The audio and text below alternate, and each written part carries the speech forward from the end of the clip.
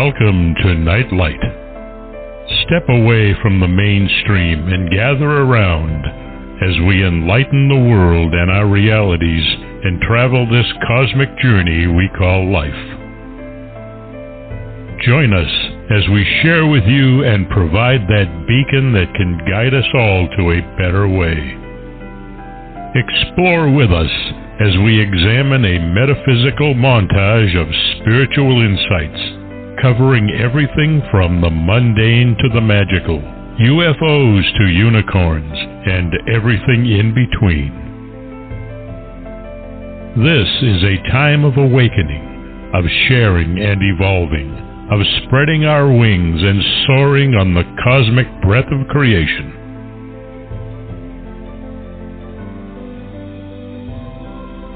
Come and join with other light-minded spirits as we weave our lights together to seek understanding, enlightenment, and with a little luck, some wisdom.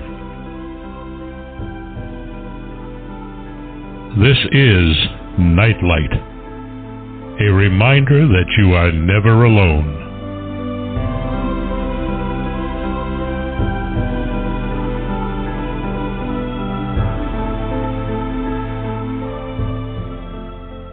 Welcome to Nightlight, everybody. I'm so glad you could join us tonight. It's going to be a super show. And get a pencil and paper because you're going to want to write down the title of the book we're going to be talking about. It's called Bridging the Tragedy, Silver Linings in the Mysterious Ohio River Valley. And it's going to be the kind of book you want to read because it implies so many interesting facts about each and every one of us in our own different ways. So let me give you a little bit of a backstory on the book. On December 15, 1967, trauma erupted in West Virginia as the small river town of Point Pleasant had just experienced the deadliest bridge collapse in U.S. history. Early that evening, lives in the Ohio River Valley were forever altered as the Silver Bridge connecting Point Pleasant to a small town in Ohio collapsed into the icy river below. 150 American Red Cross volunteers worked feverishly overnight to rescue people and debris from the frigid waters, while friends provided comfort to the weary and hopeful with missing friends and family members. Concerned others supplied food and fire to nourish the warm the workers, and efforts to dredge the waters of the Ohio River were hampered by the murkiness of the winter's waters, as well as the deep, persistent cold of the December air. Before the bridge collapsed, scores of area residents experienced a year-long barrage of paranormal phenomena. Reports of UFO lights in the sky and Mothman plagued the area for 13 months to the date, halting abruptly when the 39-year-old structure collapsed. During that period, witnesses discussed their experiences with police, Ohio Messenger correspondent Mary Heyer, and paranormal researchers John Keel and Gary Baker, each of whom has since published extensively on the topic. The anomalous activity and catastrophic bridge collapse each caused great emotional, physical, and psychological strain to the people of this otherwise idyllic Appalachian region. My guests tonight, Jackie and Bill Kuselis, are phenomenology research professionals investigating the correlations between post-traumatic growth and trauma across various disciplines. Authored and published Bridging the Tragedy, Silver Linings in the Mysterious Ohio River Valley is a psychological study based upon the 1967 Silver Bridge disaster that occurred in Point Pleasant, West Virginia, and the Mothman experience as well.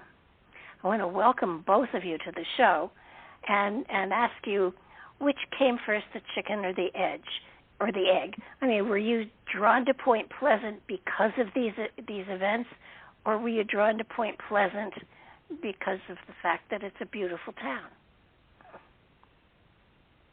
Well, we had to go on vacation. Go ahead. Mothman took us to Point Pleasant, but the people of Point Pleasant keep us coming back. It feels to me almost as though you were drawn there because there was something special there to learn, to benefit you and to benefit humanity as well. While these are both rather traumatic events, they're so very different, and yet they had impact on the people. And some of the interviews you did, weren't right there at the collapse, but they had memory of the Mothman events, and then others had memory of the Mothman events that were more profound than their experience of the trauma of the bridge, and yet all of them had some sort of traumatic remembrance of that particular event. So, and I think that's great news for everybody. Go ahead, Barbara. What I'm aiming at here is that while this is a magnificent book as far as the research that went into it, as far as the two events that were there, if you're not fascinated by bridges falling and the trauma there, then the element of the Mothman is a draw to you too. And yet, because you both are researchers from really different modalities, you're coming at it from two different points of view.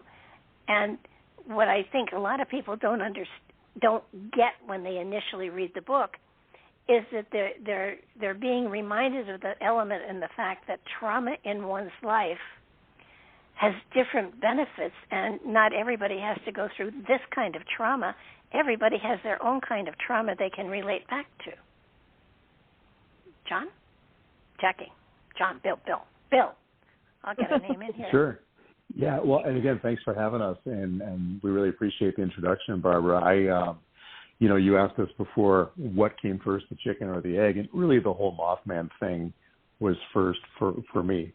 I really started researching it after I saw the movie way back 20 years ago, and then after several years of researching it and collecting all the information I could, Jackie said, look, we need to go on vacation. We haven't spent time away together for a while. Where would you like to go? And so I said Point Pleasant. And so we did the first Point Pleasant excursion back in 2016, so 7 years ago now. And really, you mentioned that there was something going on that drew us there. And I think a lot of it was, at least for me, with the connection that we were able to build with a lady by the name of Carolyn Harris on our very first visit. And she was so welcoming.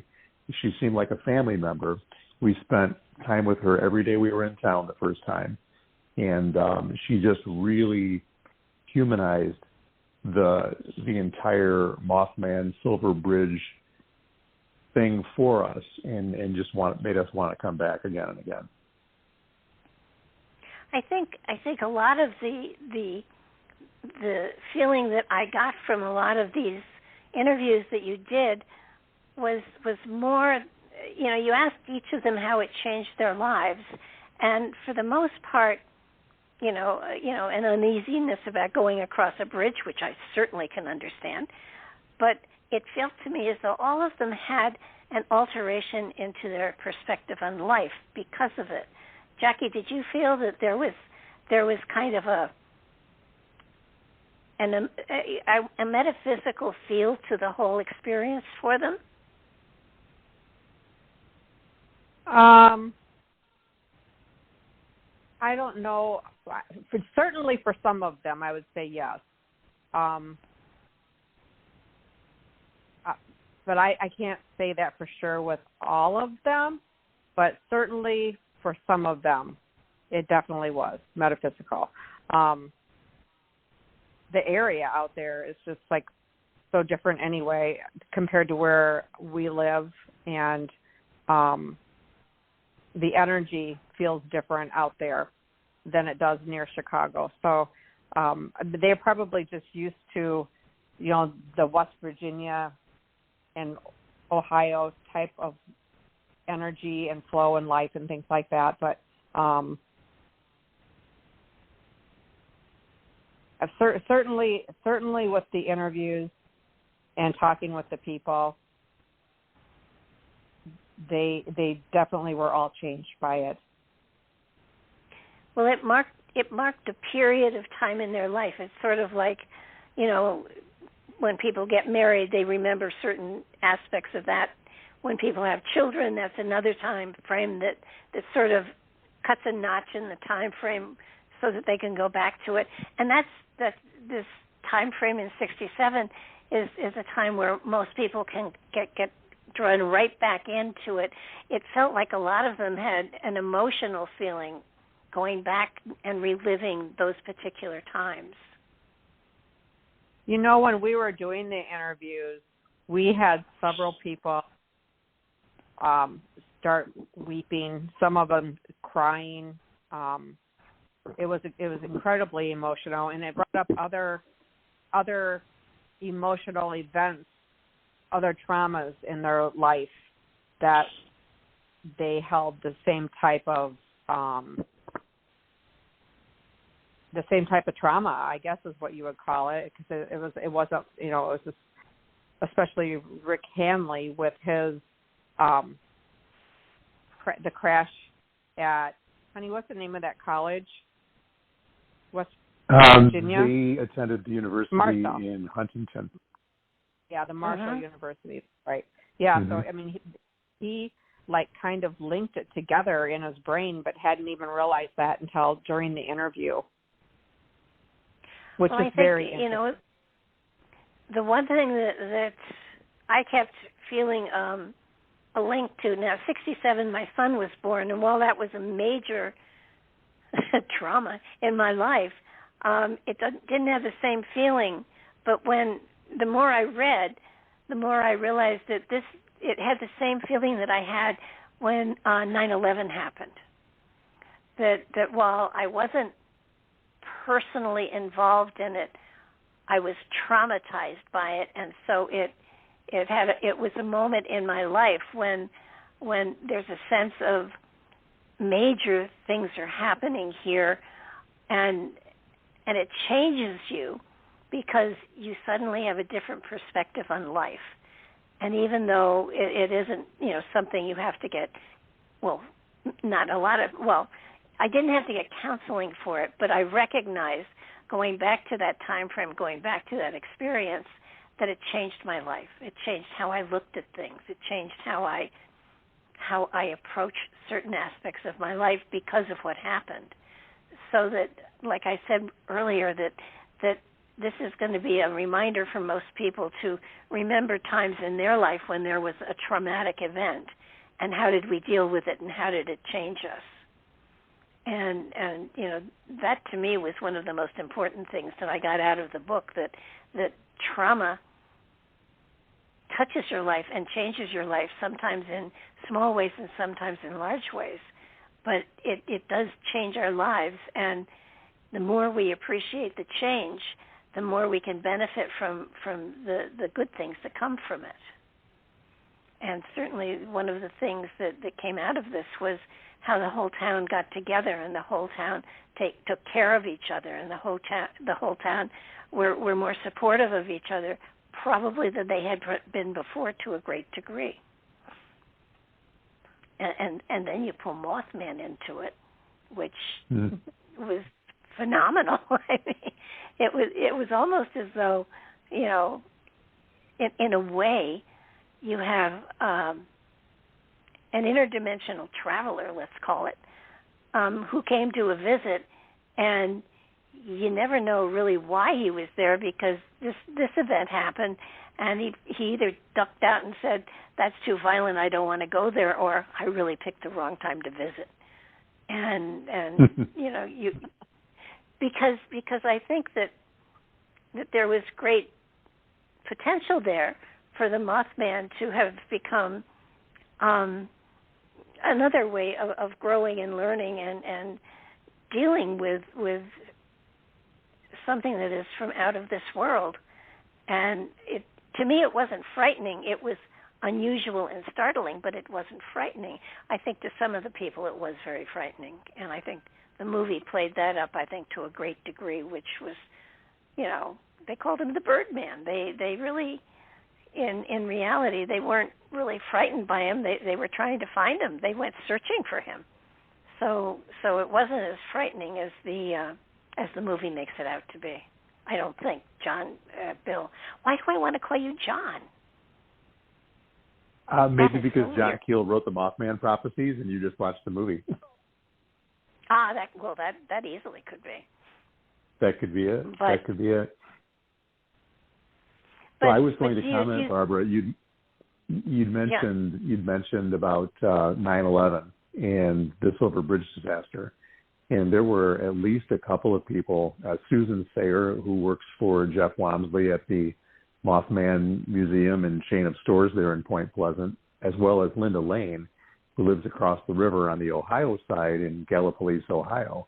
They both referred to when 9/11 hit, there were correlations between the way they felt when the bridge went down, that it was a similar thing, and it just evoked that sense of trauma once again. And as Jackie was talking about, Rick Handley had talked about multiple sources of trauma in his life, and he had discussed the Marshall University plane crash, as well as Denny Bellamy brought up the Marshall University plane crash, and Jimmy Wedge talked about it as well. I want to say close to half of the people that we interviewed didn't necessarily have the Marshall University crash combined with the Silver Bridge, but they did discuss both things.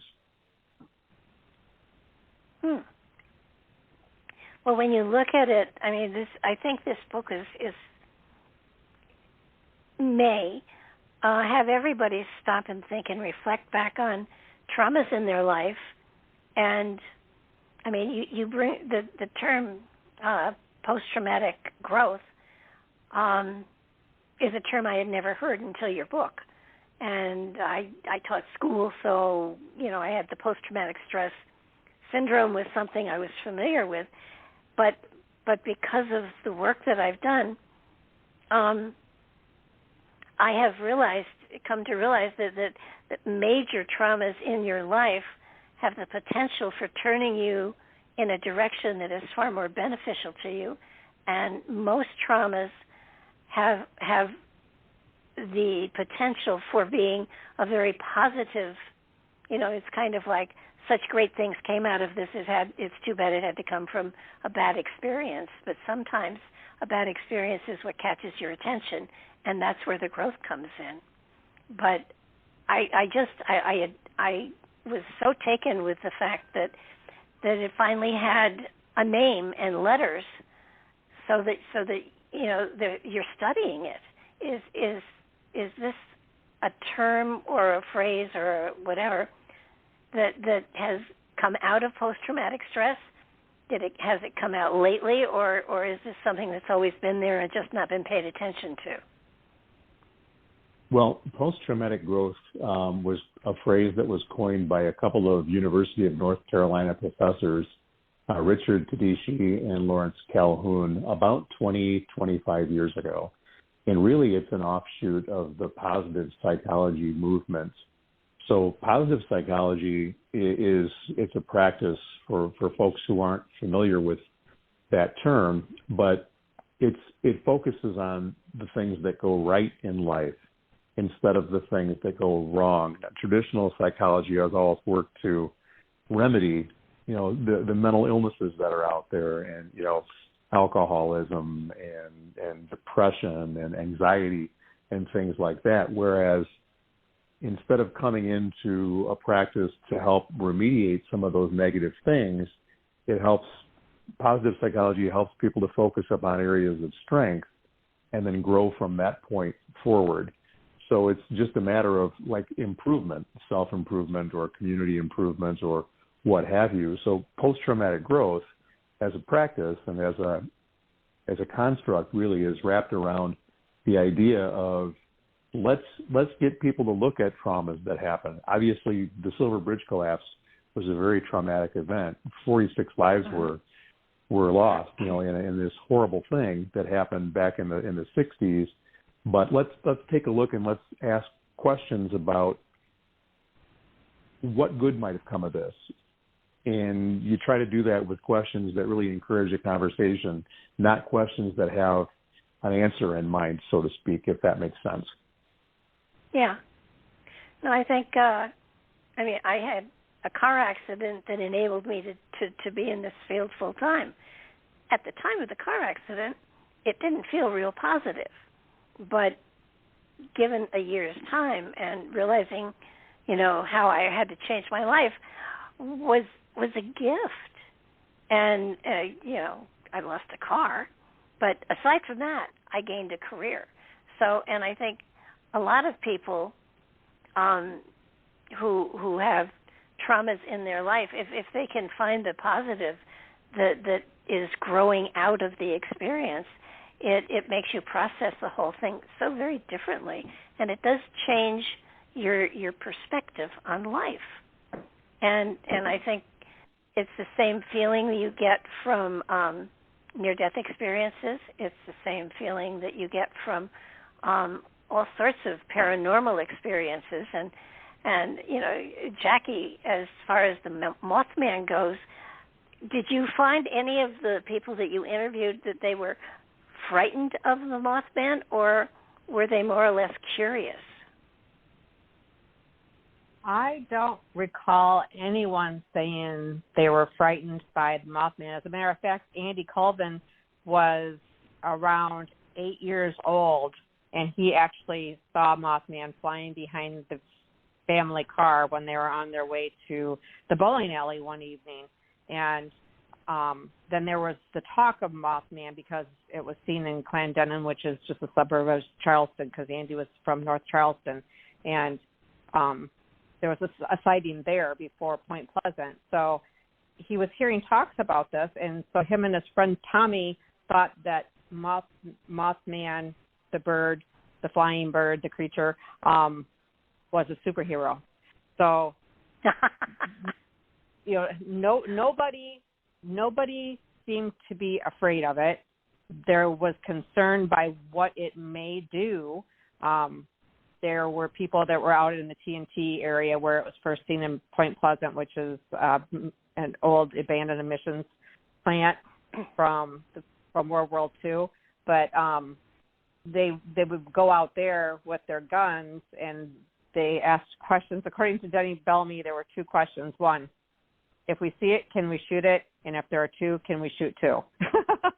So there was fear in the town not knowing what it was, but there was no one was being injured by it. It wasn't attacking people. So most people wanted to see if they could see it. Just like when you hear of a UFO sighting, people want to go to that spot. Can I see it? Or, just different, anything that's unusual, people tend to want to go to and see if they can see it too. So, yeah, and you said that there were reports of UFOs and lights in the sky, as well as the Mothman. And I have a philosophy.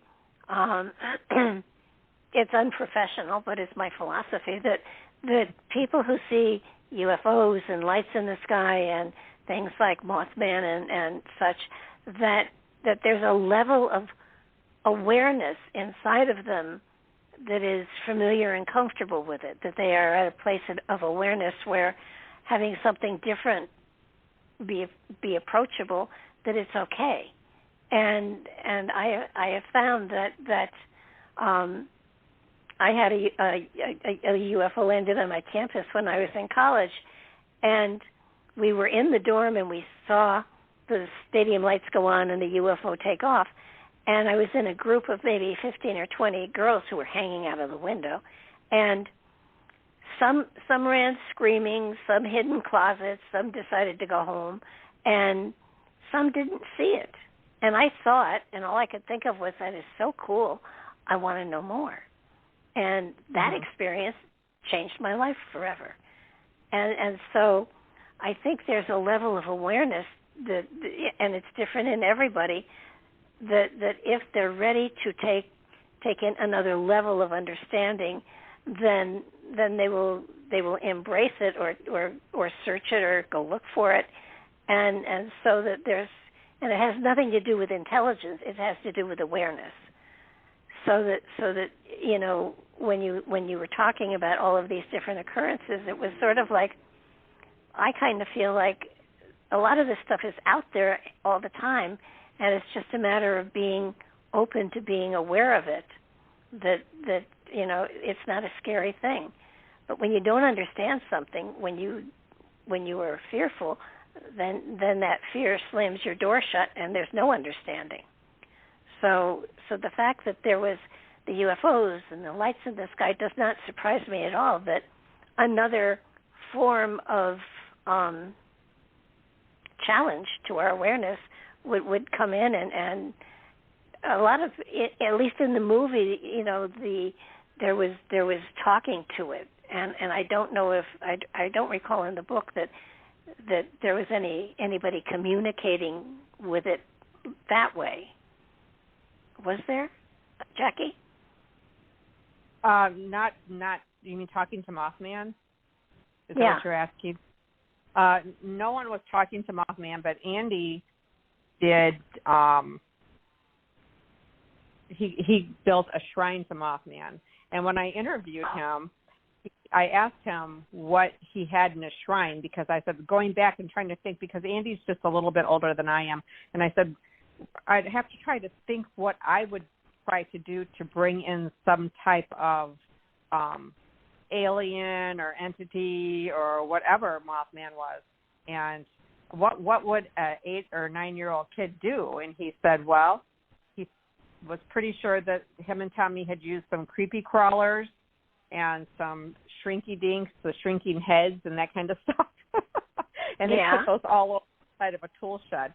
So they weren't like talking to Mothman, but they were trying to get him to come to see them. Yeah. Well, which is interesting. It's fascinating. I mean, and of course, the younger the children are, the less they have fear of the unknown. So that would make great sense.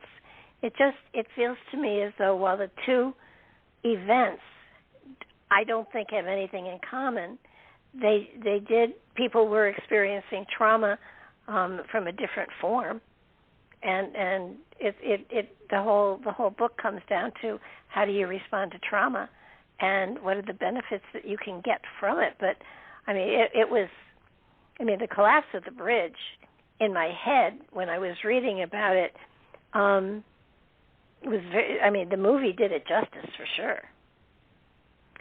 And seeing the packages, the Christmas packages floating down the river, that was heartbreaking.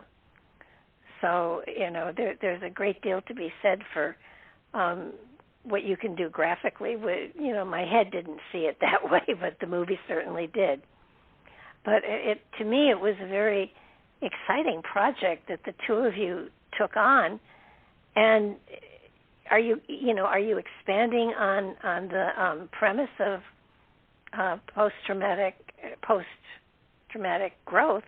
Are you going further into that in research, Bill? We really are going to. Yeah, we really are going to. It's a passion, I think, for the both of us, although I think throughout our lives we've not really necessarily identified the concept of post-traumatic growth until I was able to study it during some of my graduate work. And then I was able to put a name with, I think, some of the things that we've witnessed, in our communities and through our families and friendships, that it seems that the people who are the toughest and the most compassionate and the strongest and the people you really look up to are the ones who have been able to transition through something really, really challenging. And when we were able to take the time and couple our passion for the community of Point Pleasant and our fascination with the concept of Mothman, and then be able to attach some of the research that I had done previously and learning more about the concept of post-traumatic growth, and to attach that to Point Pleasant, it was natural. And so for us, we've decided that we have another project that's going to be kicked off. We were going to start it late last year, early this year, but we had another traumatic event happen within our lives. I had a severe back injury that set us back about 6 months in starting off our next project. But the next book is going to be a study into paranormal phenomena and the relationship of paranormal phenomena in general with trauma. And to answer your question from a few minutes ago, is it the chicken that comes first or is it the egg? Does the trauma beget the paranormal phenomena, or does the paranormal phenomena beget the trauma?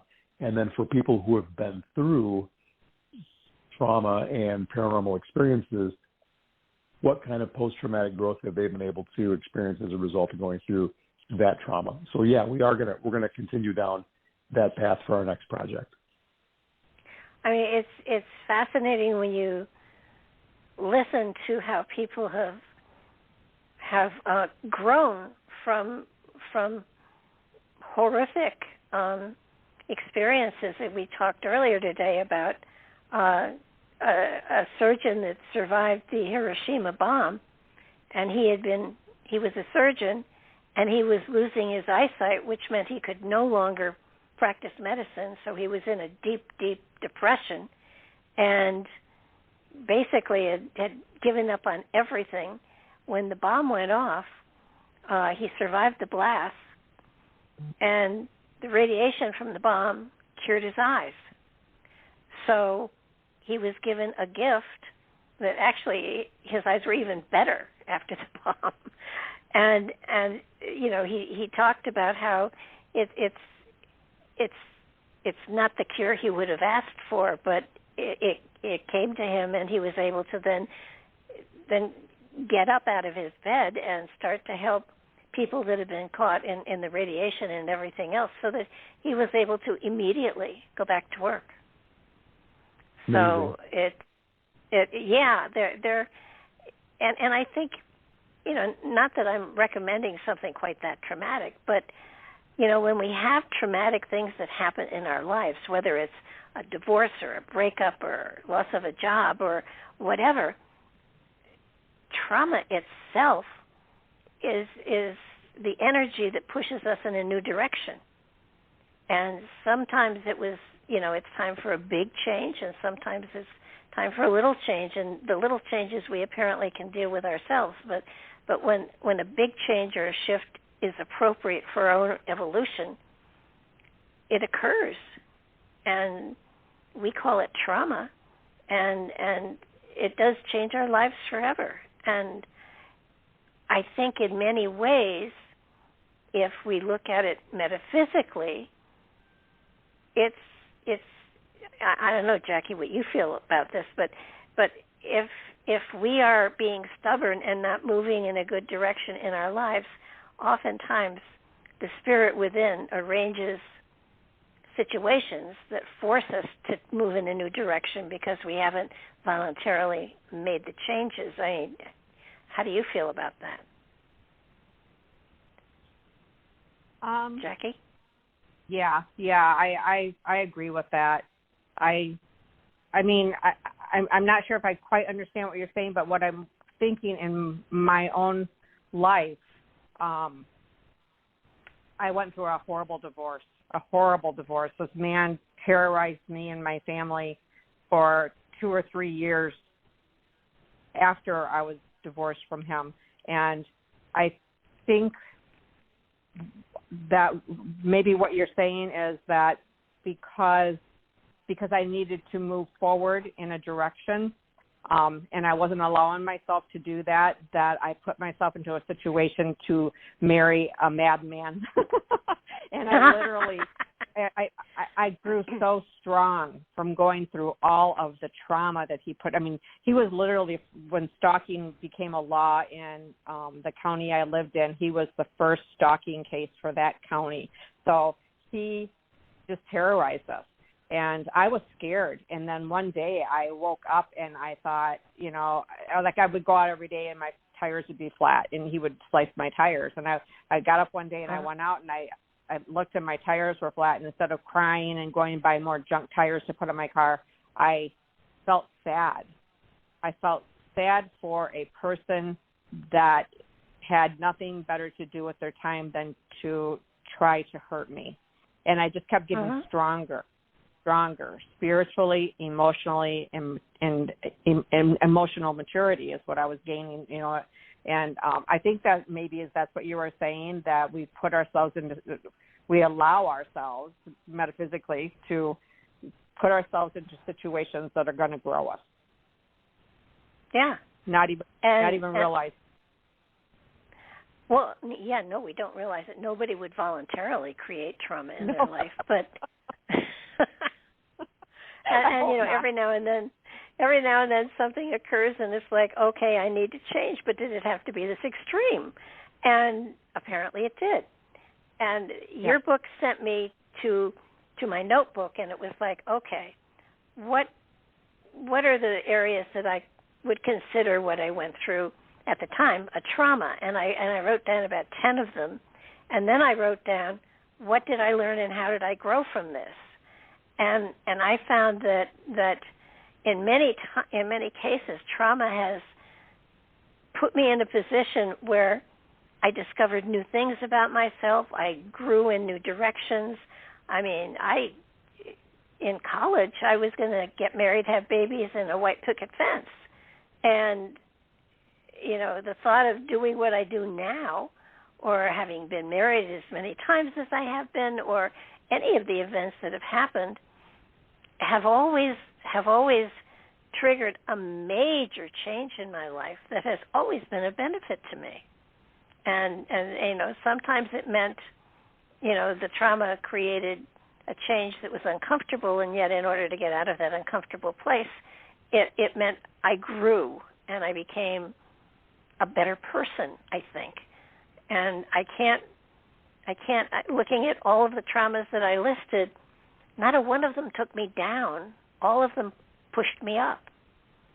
And I think that your study of post-traumatic growth is fabulous, because it's going to help people understand that you know, I don't know if we manipulate every situation, but from any trauma you go through, there's always a positive in it, and not initially discovered. Certainly, the death of a spouse or a family member is, you know, you don't sit and you think, well, this is trauma, but I'll grow from this. But when you think of people who have lost children, many of them have taken that experience and created organizations that help other parents going through the same thing, or they've created organizations that brings understanding and money often into areas that need to have that kind of exploration or investigation. So that,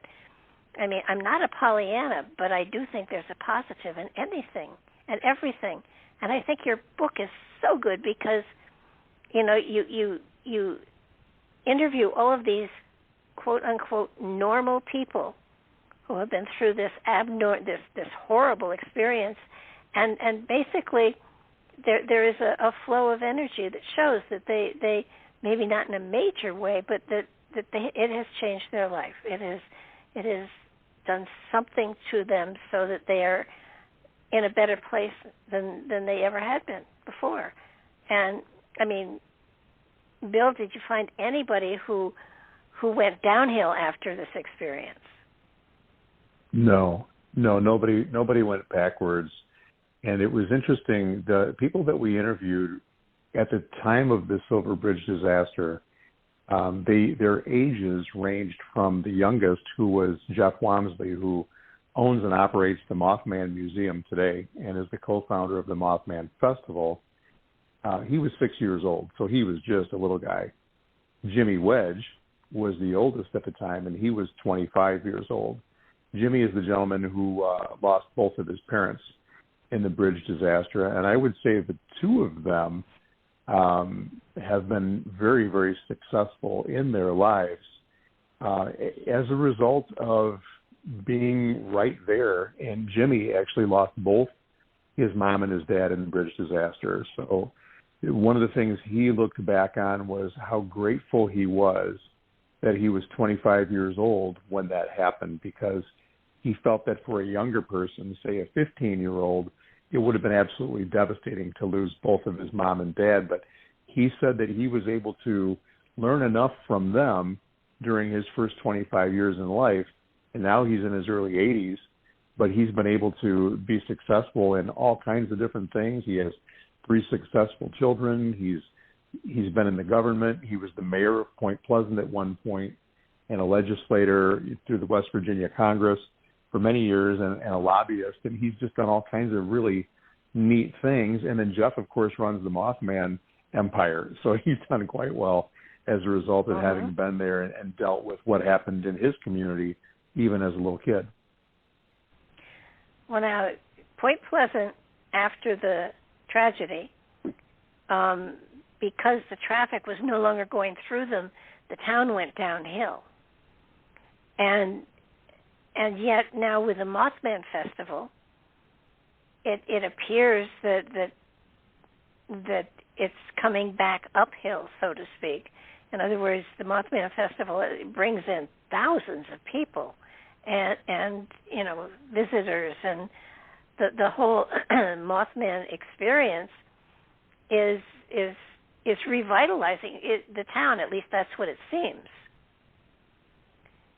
So, in a way, the tragedies have created an income for the town that wasn't there immediately after the collapse of the bridge, but Mothman has helped to bring it back to life again.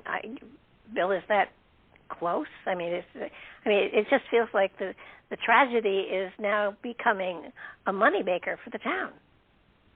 Well, during our conversation with Susan Sayer, she basically acknowledged that. And that was the fact that, with Mothman being what it was and what it wasn't, and we could go all kinds of different directions with that, but what she landed on was that Mothman seemed to have saved Point Pleasant. Because like you said, now, after that bridge was placed so that all the traffic from the east and the west that used to go right through downtown Point Pleasant and help their businesses really thrive. Since it was placed on the outskirts of town, people bypassed the town entirely, and for the next 50 years, the town really went down the tubes. But with the Mothman Prophecies movie being released in 2002 and the festivals kicking off shortly after that happened, now it's crazy how many people come to town. And when we first started going to Point Pleasant back in 2016, there were quiet times of year. I mean, you'd always have people that would come from out of town to visit pretty much every day of the year. But we've noticed the last year or two that we've been in town, there's not really any downtime there. We were there about 6 weeks ago, and the streets were pretty busy for July, and we had not seen that in years past. So absolutely, the town is beginning to thrive. Is it what it was before the bridge disaster? I don't think it's quite there yet, but I think in another 10 years, it's going to surpass that. Well, it was a peaceful, quiet town beforehand, and now you have the excitement of Mothman. I mean, where the bridge collapsing certainly was horrible, but the fact that they didn't build the bridge back again, they took it farther north, I think, so that it was more in line with the main highway or something. But I think Mothman has definitely saved the town, and I don't think that was his intent. I mean, I don't think Mothman was initially there to save the town, but that seems to have been what has happened. When you talk about haunted places and things like that, while it is a fascination for some, Mothman isn't haunting there. It's just a paranormal experience that some people had, and I'm not sure. I know the TNT is where there was a munitions place. Has there ever been any speculation that perhaps that energy may have drawn in the energy of Mothman? Bill? In Andy Colvin's research, absolutely. Andy is one of the guys that we interviewed for the book. Jackie's talked about him a little bit.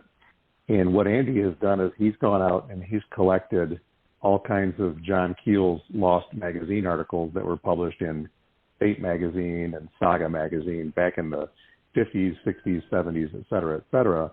But he has long speculated that what was going on in the TNT area was really bringing Mothman or Mothman energy or whatever you want to call that to Point Pleasant. And he has always seen it, as John Keel did as well, as a protector deity or like a crime-fighting type of a thing. Like Jackie had talked about a superhero who was seeing something going on that's wrong. You know, we talked about the bomb. And Barb, we didn't talk about this before, and this didn't even occur to me until you started talking about this. But when the munitions factory was going on out there at the TNT area, the people didn't know what they were building the TNT for.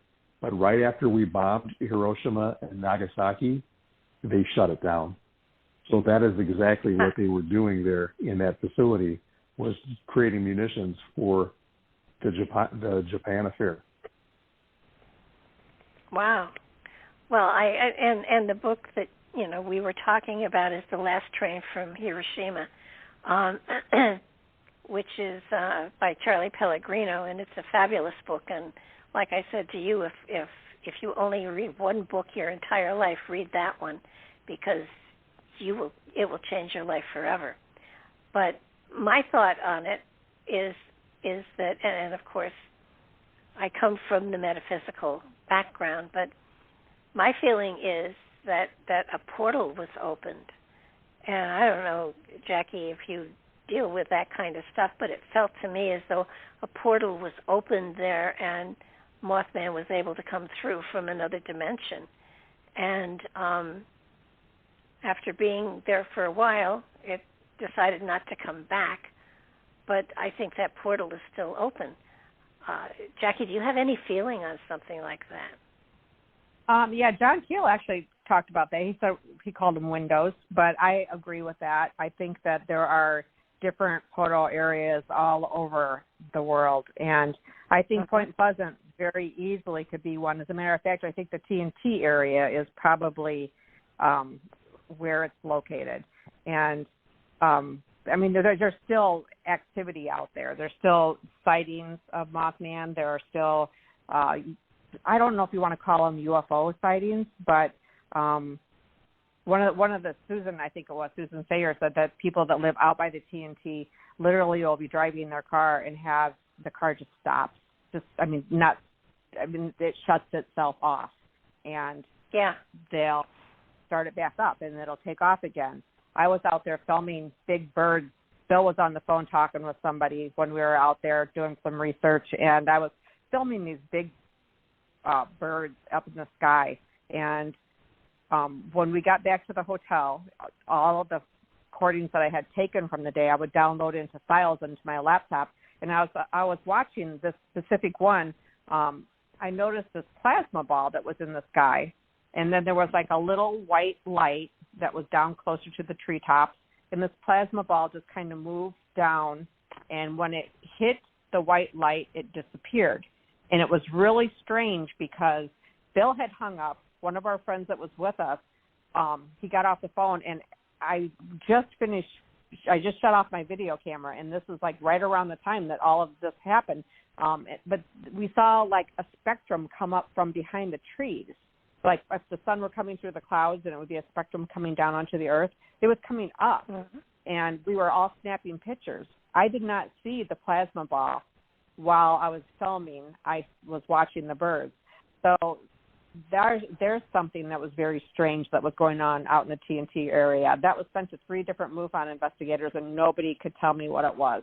So I do believe that. I know for like 99.9% sure that this area in North Charleston where Harriet Plumbrook and Andy Colvin grew up, there's a vortex or a portal or a window, whatever you want to call it. It's still open. We have the most insane spirit box sessions when we go there. The energy is off the charts. The electrical energy is off the charts. All up and down the Ohio River Valley, the energy is off the charts. There's a lot of haunting stuff. We went to a haunted dance studio out there, and this was in Gallipolis, Ohio, and there was, the EMF was getting a lot of hits. There was whatever was coming through into the spirit box. We had 2 people listening to spirit box with and with their noise canceling headphones, and one was answering, the other one was finishing their answers, and me and another lady were asking the questions because there was like literally an orb following a little boy around the dance studio, and she's like, we just want to know what to call it. We just want to know, because it plays with the TV, it plays with the VHS player. So yeah, I truly believe that there is some type of portal in that area.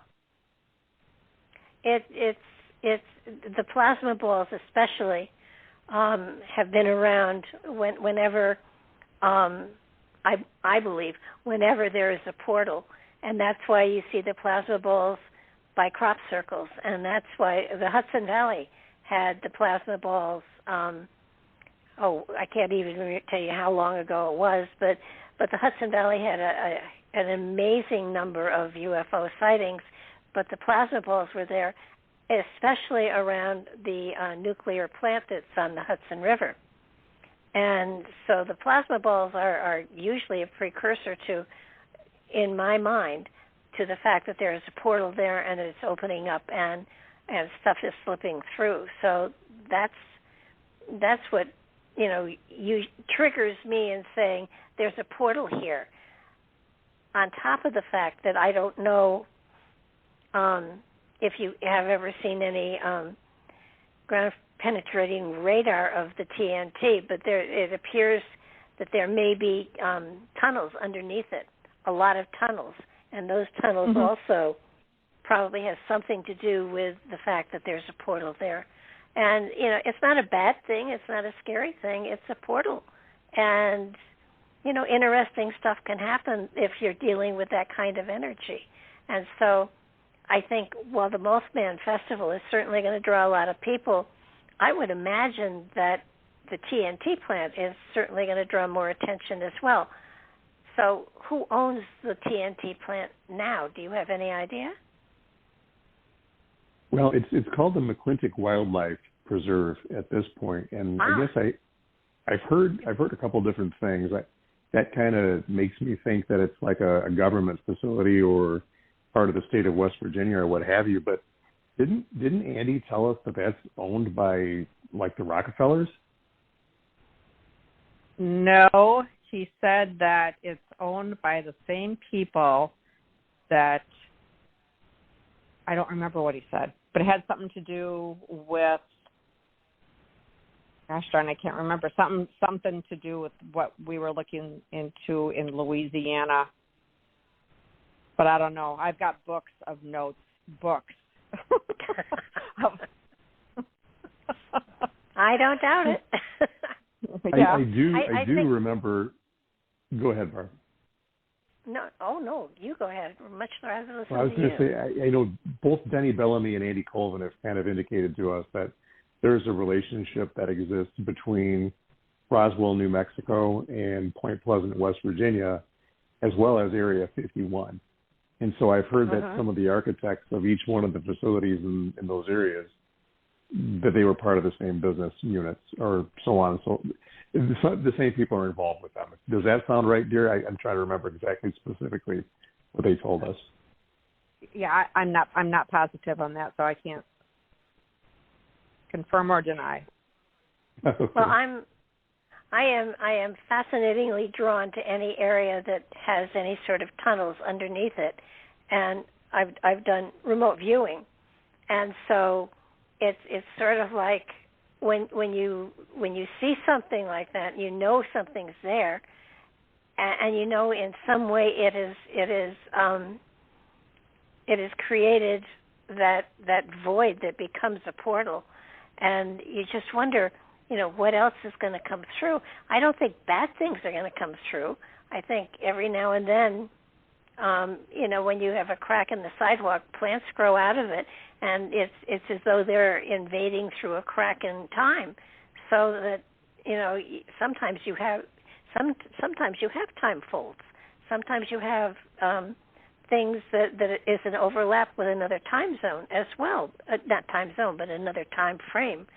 And so I think that, the TNT plant is definitely a place of fascination, and at some point in time you may find that it becomes more and more, not more than Mothman, because I don't think it can top Mothman, but I would say that the TNT plant is in and of itself another area that can be expanded upon as far as research goes and understanding what it is that's there. I know they said that because of what was going on in the plant, that somebody said, you don't eat the fish coming out of that river because of the radiation, and that there were.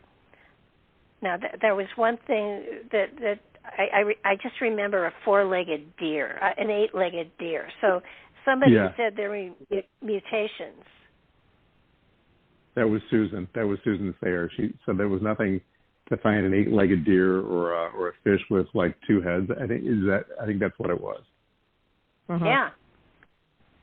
So I was going to kind of elaborate, Barbara. I was going to elaborate on the tunnel thing, because Denny Bellamy told us about the tunnels below the TNT area, and Andy Colvin speculates that he thinks that those tunnels might extend all the way from under the TNT area 60 miles up the Kanauga River to Charleston, because that's where a lot of the phenomena was manifesting. It's not reported on so much. Point Pleasant's always considered the microcosm of where Mothman was, but there were a lot of sightings also in Charleston, which is 60 miles up the Kanauga River from Point Pleasant. It would be interesting if you could take the sightings and put them on a map and then equate them to whatever tunnels are there. Yeah. Ooh, that would be interesting. Because I would almost bet that there is a line of correlation between the two, because whatever is seeping up from the tunnel system is creating an atmosphere for other things to have the potential. If you have your anomalies physically, then I would say that there's obviously enough energy for something to flow in and up through those. And I think that we experienced that in the Hudson River elements where the power plant was, and the sightings traveled right up the Hudson River, or down the Hudson River, up the Hudson River, and you could see how they were all gathered right around the Hudson River where the water was flowing. So I think there is a correlation. I'm not exactly positive how one would trace it, but the spottings, especially with MUFON, usually do cluster in straight lines. So that I know there's a tunnel system underneath us, and I know it's down hundreds. There are tunnels down hundreds of miles underneath us, so that whether it's from another civilization, another time frame, another, if you go the age of the Yugas and stuff like that, I think that we are honeycombed. The planet is honeycombed so deep down that it hasn't been noticed yet. But I do believe that some of them do have active portals that are within them, which would be fascinating to look into. There's another interesting aspect of the TNT area that we haven't talked about. And going back to our first trip to Point Pleasant, when we met Carolyn Harris at her cafe, we met Mark Griffith. And Mark Griffith was the first interview in our book. When we met Mark, a couple nights later, there was a lady who was also working at the restaurant, and her name was Lynn Robinson. Now, when we first pulled up to the restaurant that night, we noticed a little car was sitting in front of the restaurant, and it said Cornstalk on the license plate. And for those who aren't familiar with the Cornstalk aspect of the Mothman story, that there was a chief Cornstalk back in the late 1700s who was holding off more of the white settlers' advances across the Ohio River and into Ohio. They were holding the settlers back, and during a skirmish, he went to go negotiate peace with the settlers, and they took him prisoner because there was another battle that took place, or a couple guys got into a gunfight, and two white settlers were killed. So the people at encampment basically were really furious, and there was a lot of heavy drinking going on. And they took Cornstalk and his son and another gentleman who was with them prisoner, and then they were basically murdered at point blank range a couple days later.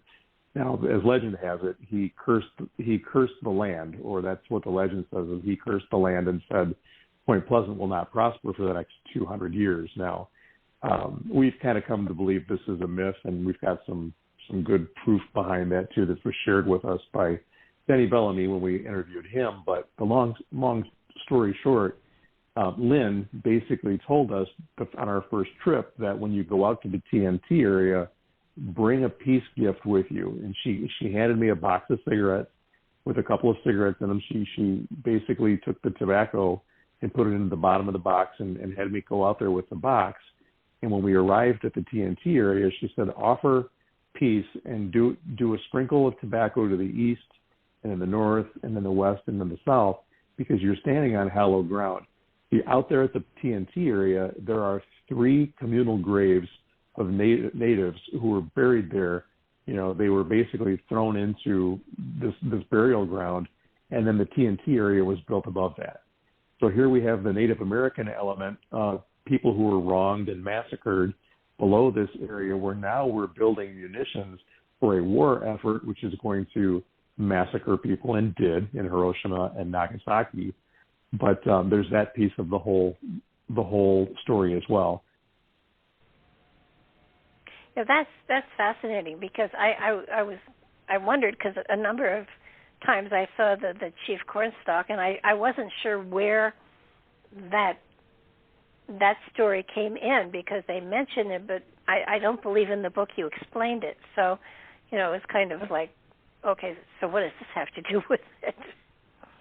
But that would, now, were there mounds there? I know you mentioned they mentioned mound. Yeah, you did mention mounds in the book. So, are they?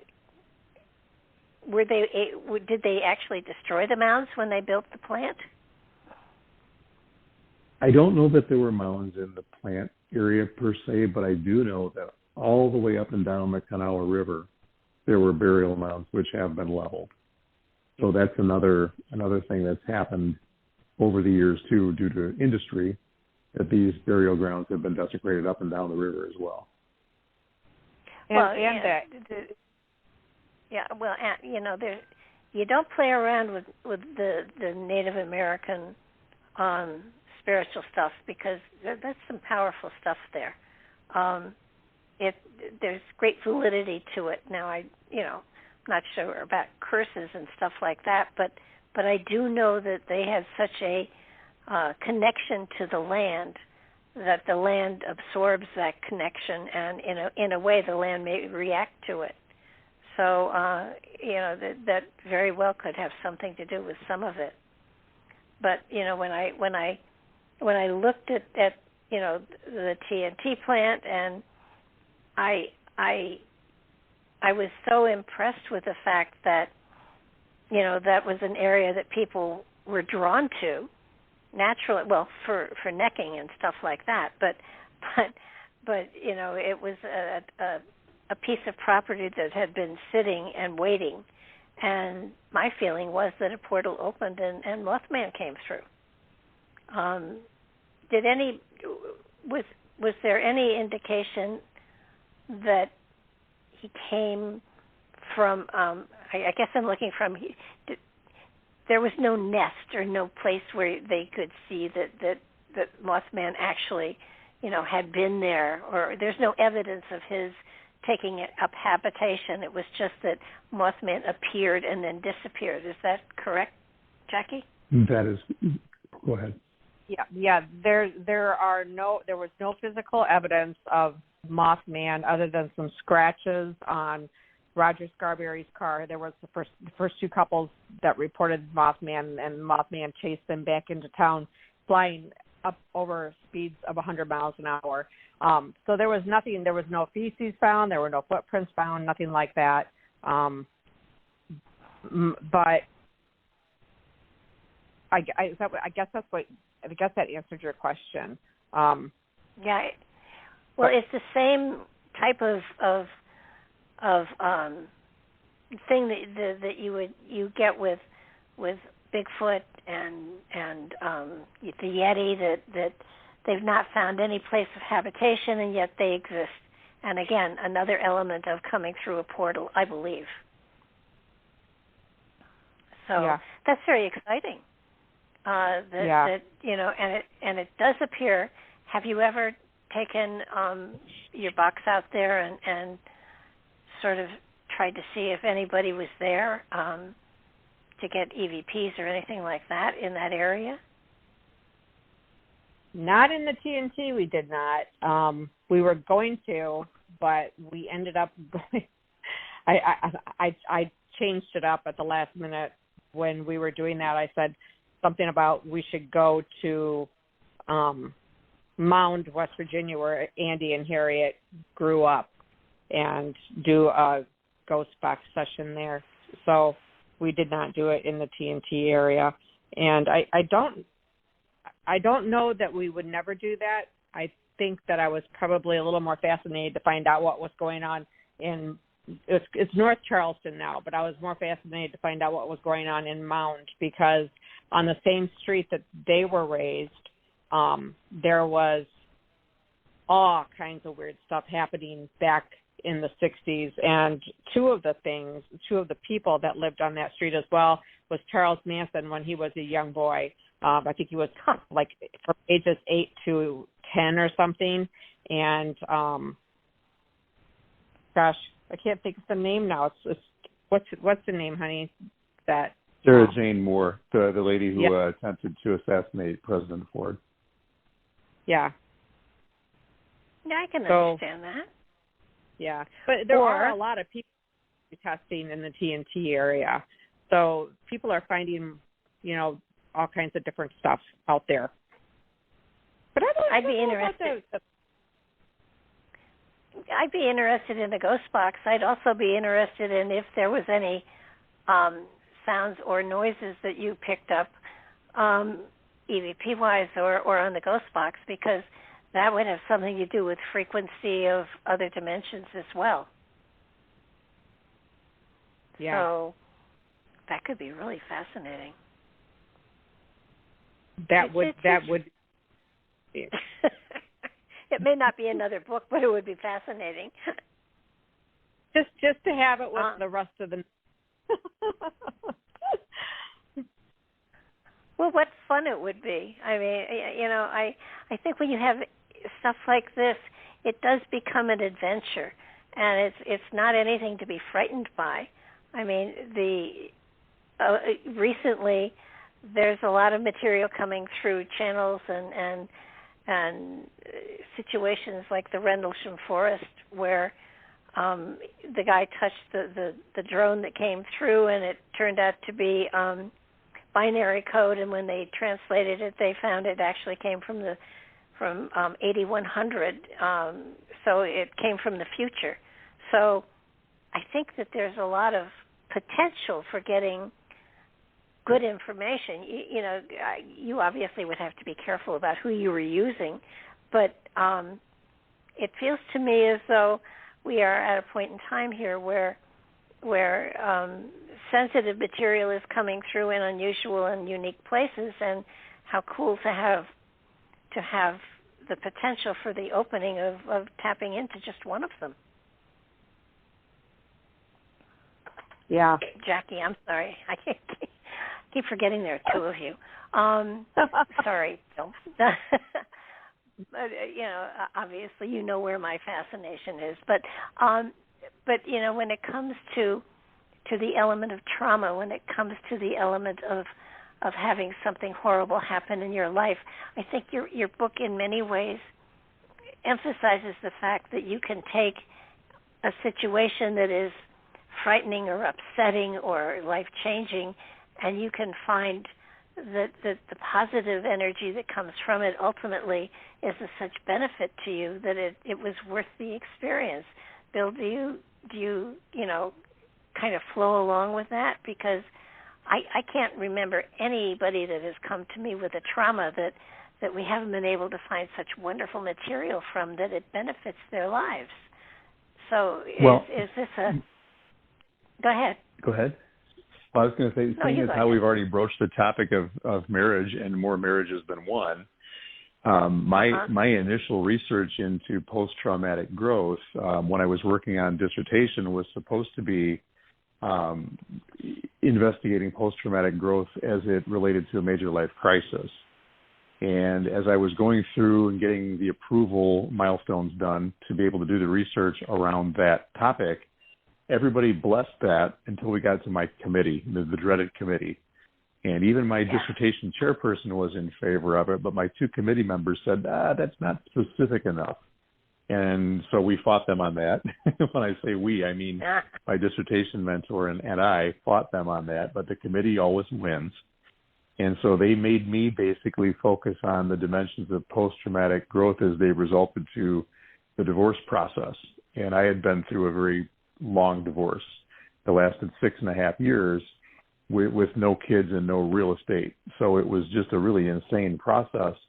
And every time I thought that we were going to get things wrapped up, then there was another curveball that was thrown. And to not get too far into the weeds with that, when I finally got my research plan blessed, I interviewed 9 guys, and they were guys who had all gone through the divorce process in either their late 30s or their early 40s.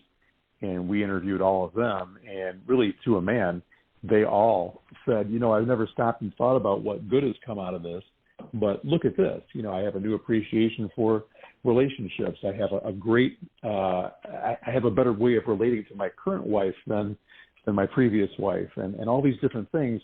One guy didn't really seem to experience a lot of post-traumatic growth from going through the divorce process, but he really appreciated the fact that we did the interview with him.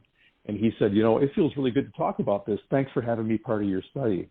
And that worked out really well, too. So, I mean, we can look at any kind, I think, of a trauma. And I think that that's one of the things about the book I'm really grateful for, is that it really is universal. It doesn't just apply to the paranormal. It doesn't just apply to the Silver Bridge disaster. It can be with respect to any kind of trauma, because I think trauma is a lot like it can help us in ways like muscle memory does. I can't lift 100 pounds before I can lift 50 pounds, but it's going to hurt lifting those 50 pounds. And then from that point, I'm going to be able to grow to do 60 pounds. And then that's going to hurt, but that pain is going to ultimately get me to a different level. And I think that that's just a universal concept that can go across so many different areas. Well, yeah, I mean, you have near-death experience as well, which, there's been a lot of documentation on.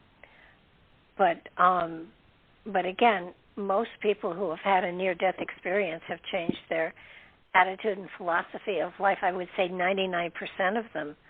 I interviewed a lot of people who had a near-death experience for a radio show I did with my late husband. And 2 to 1, they all came, they ultimately said, it changed their perspective, it changed their view of life, it changed everything.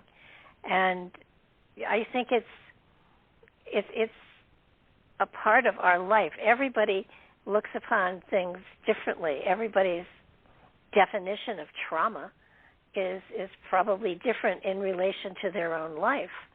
I've had some good ones, but I know people whose biggest trauma was a broken fingernail, but it impacted them greatly, and it did make changes. I mean, so no matter what the change is for that particular person's journey through this lifetime, it changed the way they lived their life. And I think that you have that with the town of Point Pleasant.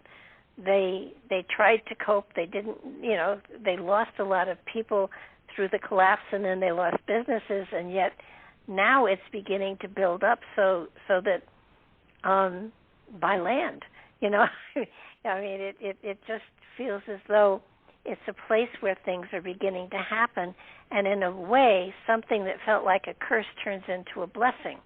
And I think if everybody has that attitude that no matter how difficult a trauma is, that at some point in time you're going to reflect back on it and see how it changed your life for better.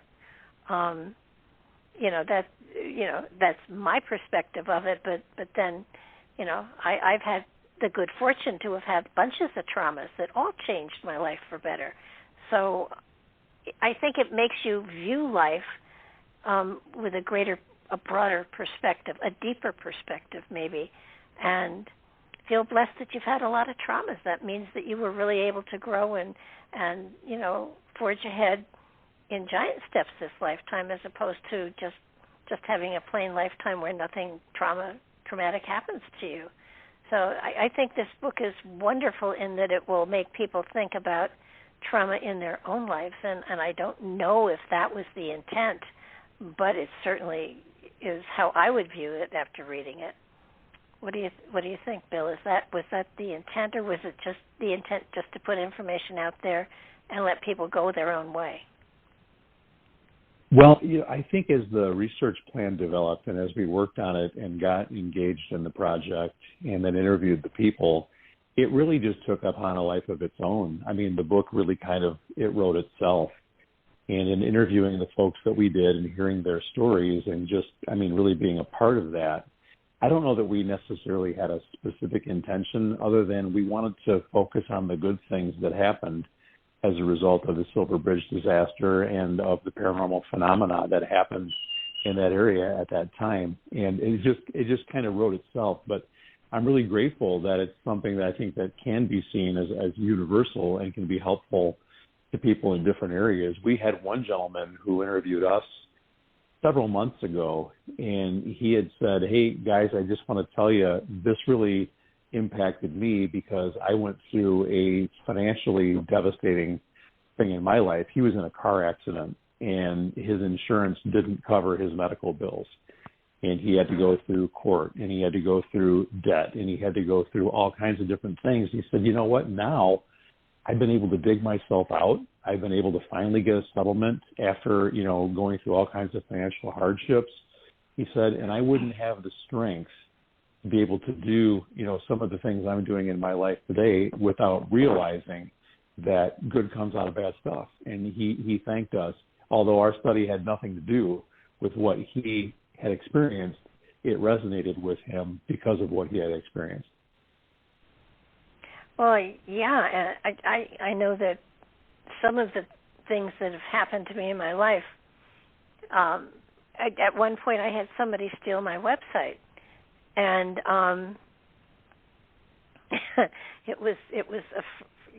I worked hard and long on it, and the fact that someone could take it away from me that fast was devastating, and yet I had somebody hack into my site. I got it back, and I learned that what I had been relying upon them to do for me, because they told me I couldn't possibly do it, I realized, I'm not going to, let somebody do this stuff. I'm going to learn to do it myself. And so I grew tremendously from it, and I was so grateful afterwards, a year or so later, but not spiritual enough to write her a thank you note. So that, it's kind of like when you take these situations and you grow from them, in many cases there are lots of people that I'm not going to write a thank you note for, but I grew tremendously from my experience of them. So that it's sort of like, I think it's important that we look upon these situations, these traumas, these difficulties, and in retrospect, we can see how we grew from them, and how we were able to either change our value system so that our values were closer to home. And, it's not a car, it's not a big deal, you can get around in other ways, that type of thing. You do learn, and you grow from them. And sometimes the retrospect has to be a number of years, but ultimately it does come in there, and it's not the worst time in your life. It's a challenging time.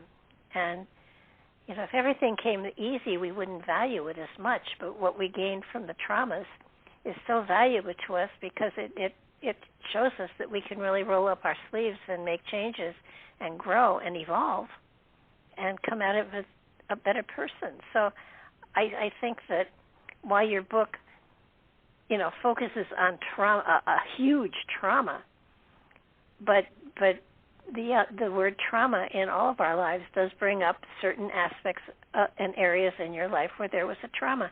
I don't think anybody could read your book and not have to think back about traumas in their own life. I don't think it's impossible for somebody to read this book and not think of the traumas in their own lives. I don't know if it's the word trauma or the experience or what was it, but you certainly trigger something in someone's mind when you say trauma, and it was a very,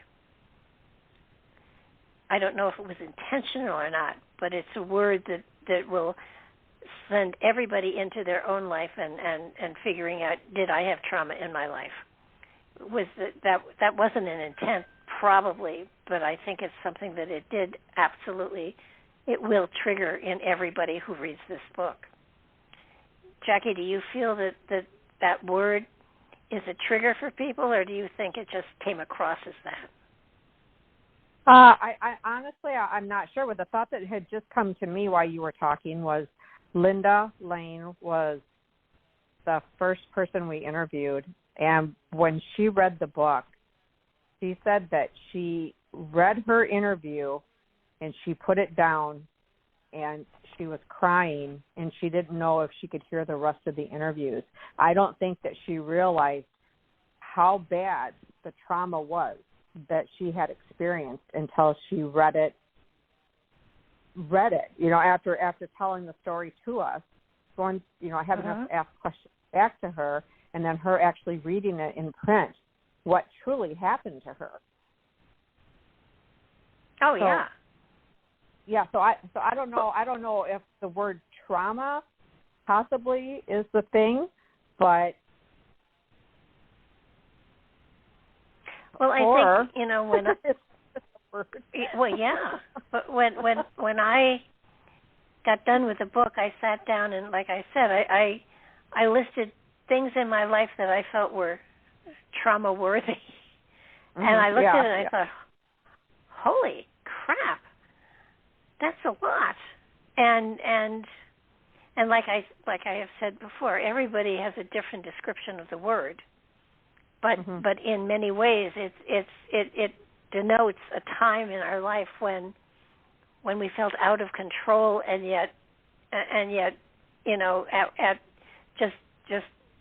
it's a frightening time because you're out of control. And when I look back on every single one of these instances, they were times when I felt out of control, and yet I had to grow into control. And it made me have a better perspective of some of the things that I've experienced in life, and I think that many people are going to have that kind of a feeling when they read this book, because not everybody has experienced a bridge collapsing that close to them, or 9/11. I know during 9/11, I lived close enough to New York City that if the wind was right, we got ashes in our yard. Wow. And it was like, knowing what those ashes were was traumatizing. It was almost disrespectful to try to hose them down or wash them away or sweep them away because of what they were connected to. And I think everybody has those moments in life where something hits you that is so much bigger than you that you just don't know how to deal with it. I think I said to my mother at the time, I said, where do you send a casserole to? When there is, you want to do something, you want to help, you want to touch everybody and let them know that you're there. And those are the times. 9/11 is one of those times, and I'm sure there have been other times. Bombing of Pearl Harbor, perhaps another one, where you're in it, but you're not in it. You feel it. You want to help. You want to serve in some way or make a difference or touch someone and let them know that you're there. And that's it feels like that's what happened in Point Pleasant as a group, as a community. Everyone was one for that short period of time. And that's a gift, actually, to have that feeling and knowing that everybody is kind of in the same place you are at that same time frame. So, yeah. Just a frightening thing, and yet one of those few times when the world stands still, well, with 9/11, when the world stands still and everything stops for a moment because something so horrific has happened, you just can't believe it. And in Point Pleasant, that bridge going down stopped everybody in that moment for a brief period of time when everyone was one. So an amazing feeling, certainly, for anybody in that town who was connected to it, because everybody felt the same way, and there were no arguments, there were no battles, there was, you just, everything stopped and the whole town was one. So, that was a magical time frame in a strange and wonderful way. And then you have more. It was really touching because, like, Linda Lane had shared a bunch of pictures with us she came along when we interviewed Marva Bailey, and she shared a bunch of pictures, and there were several pictures where you could just see people lining the bank, and they were, shoulder to shoulder, people everywhere, just like standing there. And they weren't standing there like, how you drive past an accident and you're like gawking to see, what happened. They were standing there in support. Jimmy Wedge said his friends stayed with him through the entire thing until his parents were brought up out of that river. They were with him after that. They were with him through the funeral. I mean, they were side by side, would not leave his side, and that's just the way it was. Everybody clung to to each other, and Charlene Westwood said that we clung to each other. We had to cling to, we had to hold together during this very horrible time. It was just, she said it was unbelievable. It was just unbelievable. They lost school teachers. They lost little girls in their classrooms. I mean, yeah. Well, there was a woman on the way to the hospital to have a baby who was on the bridge. That. Which Charlene's mom was a school teacher. So she was literally friends with these women that died on the bridge. The woman who had a baby, who was on the way to the hospital to have a baby. So how horrifying! I'm wondering how many people who are still in Point Pleasant were there when the bridge went down. I'm wondering if that experience kept people in that locality, or if they moved away. Was there any way of determining how many people just left the area never to come back, and how many people just stayed there?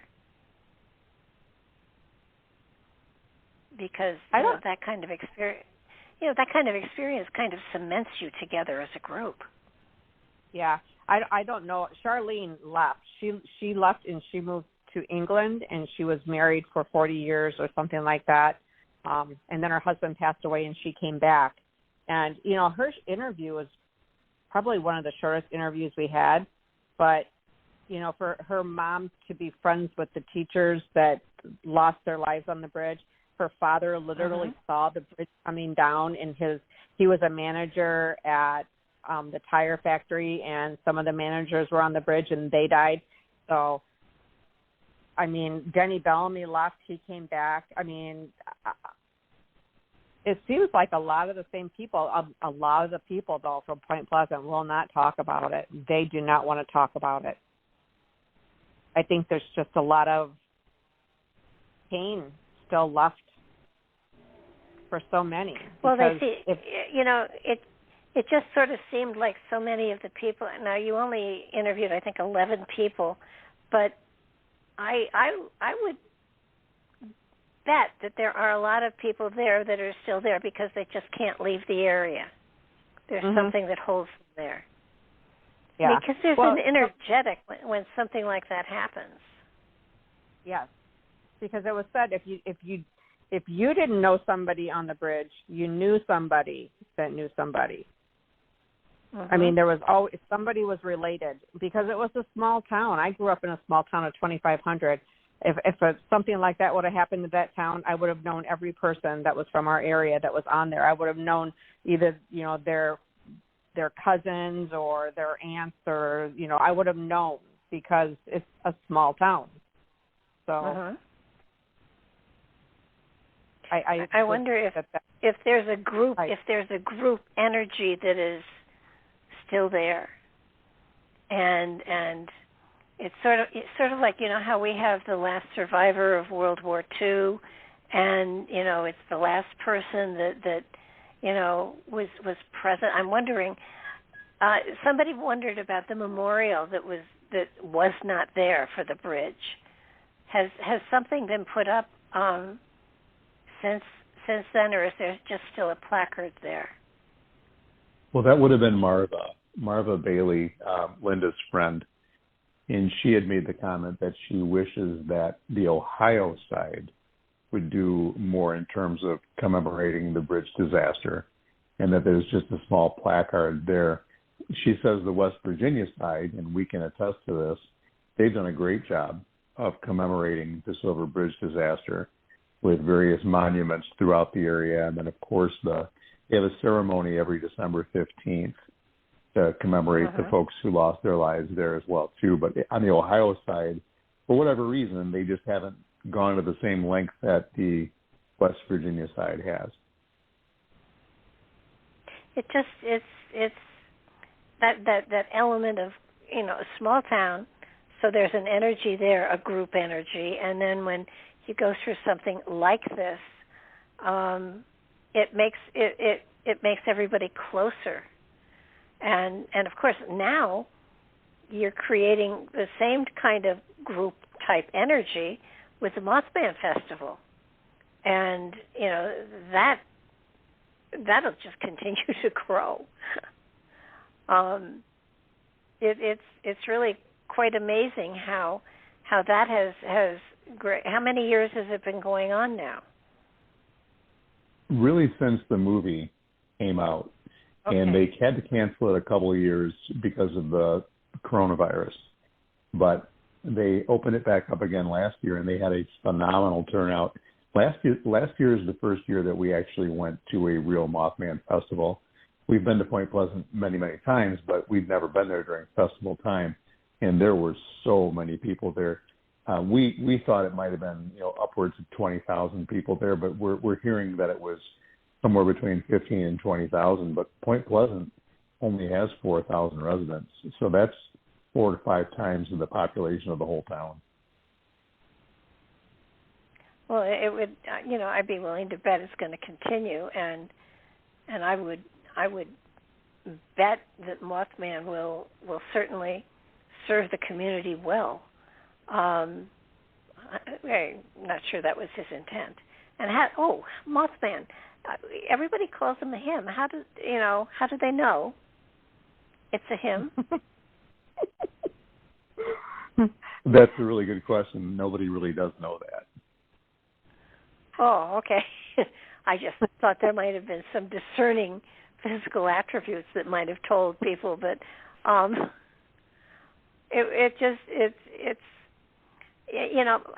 get a feeling that the energy that I get when anybody talks about Mothman is not one of fear, but he may have been very confused as far as what was going on there. But the fact that his appearances stopped when the bridge went down, I find fascinating. Well, one of the things Jeff Wamsley told us was that, and we've heard this also from various sources, that the sightings didn't stop altogether.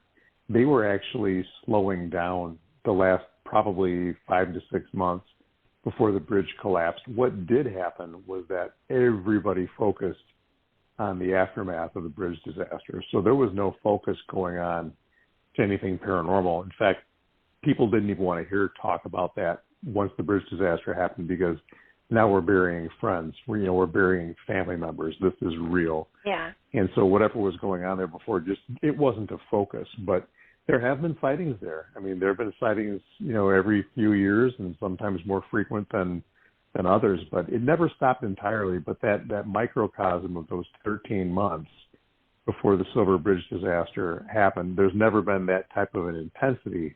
This is a very small community with close to 200 sightings reported, which means that the people who didn't report it, there probably were more than 200 who didn't report it. So all kinds of people were seeing it then. It just hasn't been that kind of a frequency or that kind of an intensity since then. Now, I know there are some drawings, and there is a statue. How closely do the drawings and the statue really reflect what people did see? Really not whatsoever. The statue itself was based upon a Frank Frazetta rendition of the Mothman that came out on one of the versions of the Mothman Prophecies book covers. Mm-hmm. When we see, and Jeff has the original drawings that the Scarberries and the Millettes made of what they saw, it looks absolutely nothing like what that statue looks. That statue looks awesome. I mean, it looks powerful. It looks really cool. It looks very cryptic, but it doesn't look anything like the drawings. That's what the feeling I was getting, that it's sort of like, well, sometimes when a picture is taken of you, you look at it and say, that's not me. And I had a feeling that if the Mothman looked at what it was depicted at, it would stand back in horror and say, you've got to be kidding me. Because, was it represented as something fearful on purpose? Because I didn't get the feeling that it was fearful. Well, I think that image sells. It sells. So fear is always going to sell. And I think that that's one of the reasons it was done that way. I get you. It just, I would like to is there anywhere you can actually see the original photos? Not photos, but the original pictures that were drawn? Do we have those? Is that something that we could send? Well, yeah, because they're inside one of Jeff Wansley's books. The drawing, isn't it? The very drawing? I'm pretty sure it is. If he was called a Birdman, then obviously he could fly. It could fly. And the feeling that that it was black, mostly seen at night. So I can see that, but I don't get the feeling that it was really scary. Big and different, but not really scary. And of course, you're right. Fear sells. If it weren't fearful, then you wouldn't get the advertisement and you wouldn't get the crowds and the whole thing. So it would be kind of. I don't want to suggest you go and try to bring it back, but what a great interview that would be. But it just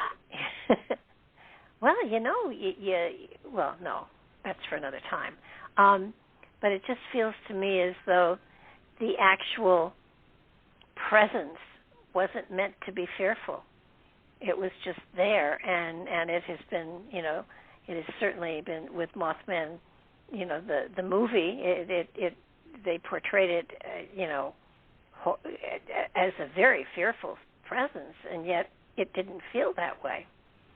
And I think the never movie hurt anybody. No, and it's sort of like Bigfoot. I don't believe has ever hurt anybody either, nor the Yeti, nor these interdimensional, in my mind, interdimensional visitors who come and go. if the Earth plane is a place to take a vacation and relax, I think we are off the top bestseller list for sure, because we when we don't understand things, we often make them into something evil and negative, and we have to kill them or defend ourselves from them. I understand the money is made because it's fearful, but it doesn't give me the impression that it was fearful. It was scary, but a couple of kids got spooked, but it doesn't feel to me as though it had a negative intent, I guess is the best way to put it. It's sort of Linda like Scarberry, who was one of the original 4 Point Pleasant Mothman witnesses, claimed to have seen the Mothman many, many, many times afterwards, up to hundreds of times after her original sighting. And at one point, she said that she had seen Mothman on top of a building across the way from where she was living at the time, and it was cold outside and it was snowing, and that it seemed to have its wings wrapped around itself, and it looked forlorn, and she felt that it was lost, and it was a sympathetic figure.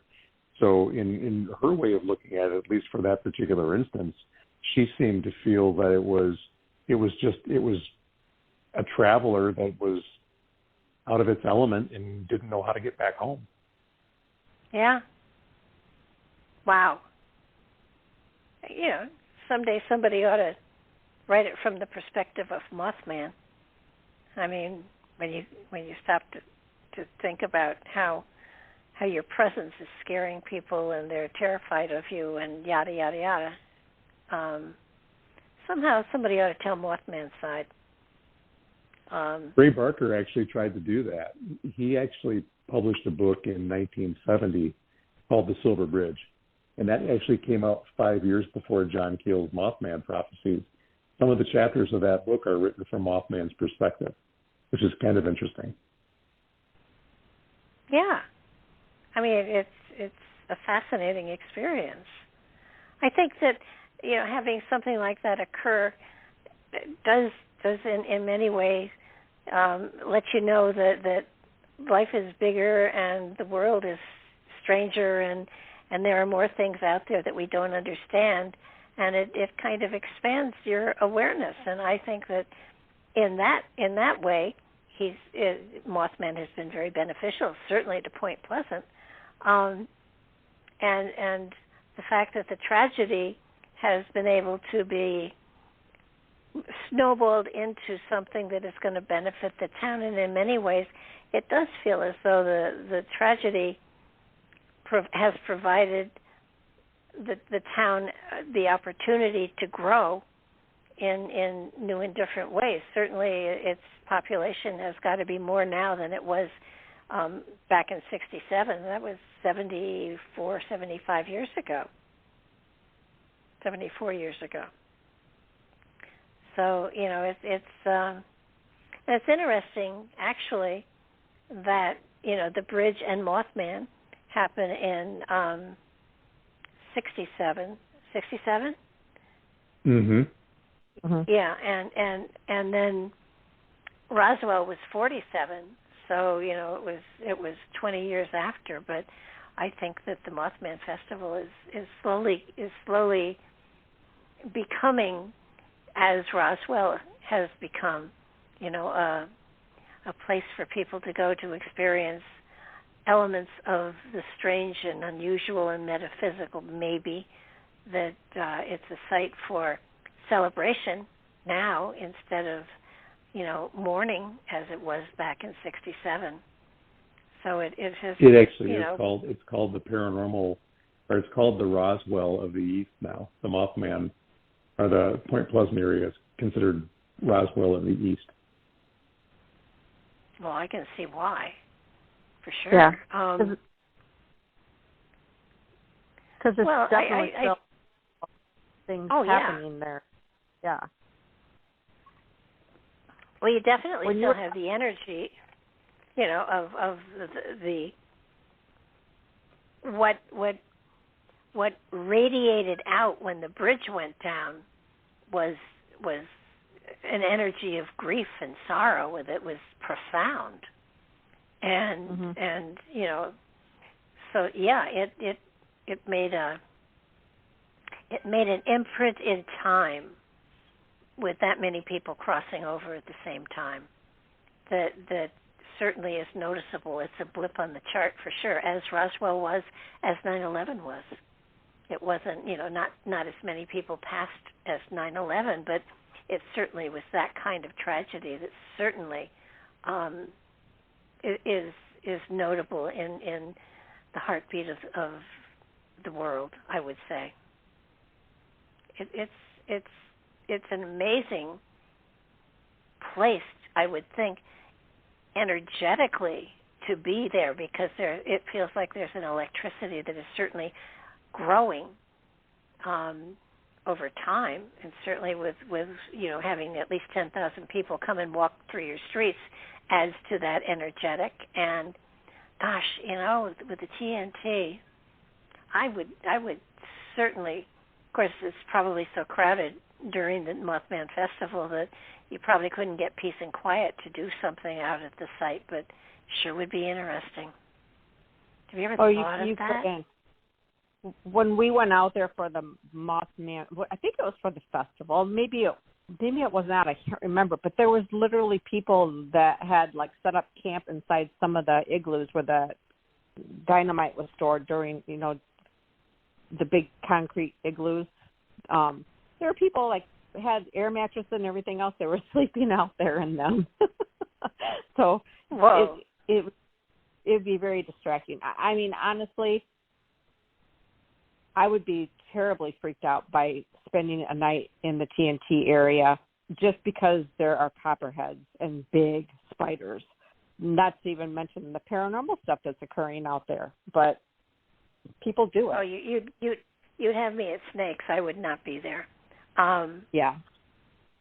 But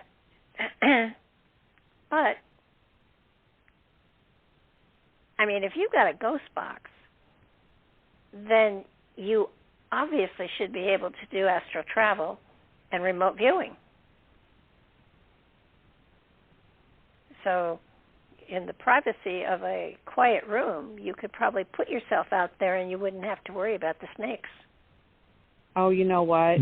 That is a really good idea, because I've practiced remote viewing and I've been wanting to get back into it. I think that's something that I'm going to work on before we go out to the festival. We're leaving in 10 days.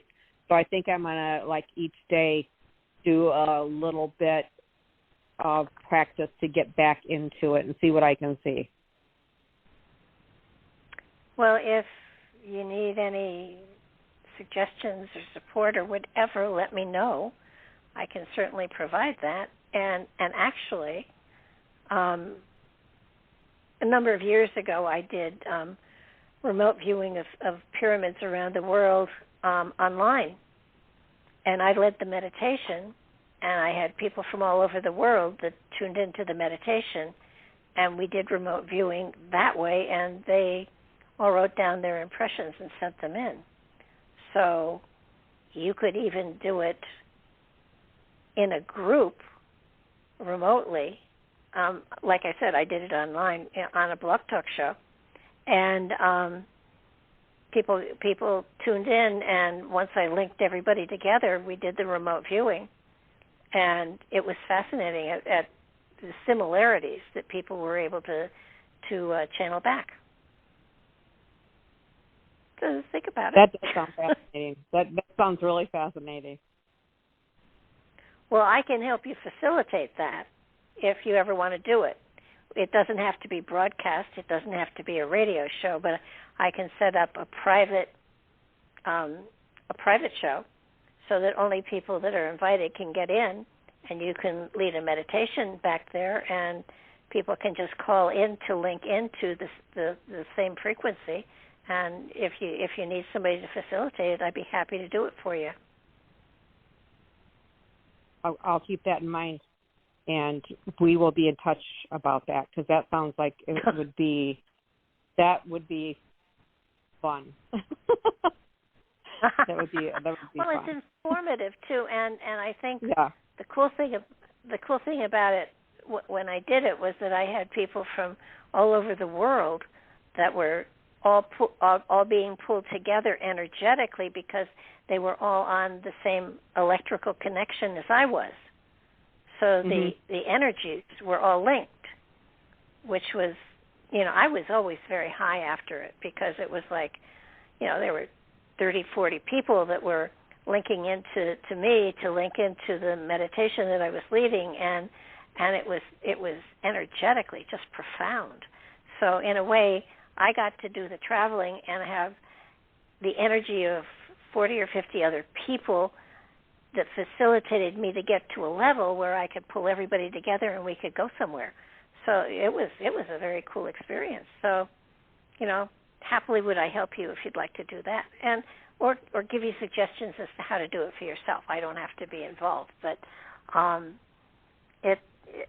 think that I just think there's so much there at the TNT place that and I don't want to diminish Mothman because I think that was an amazing experience too. But that's an experience that was of a physical, emotional type of expansion, and the TNT plant has something of a more spiritual, energetic, which could be very impressive.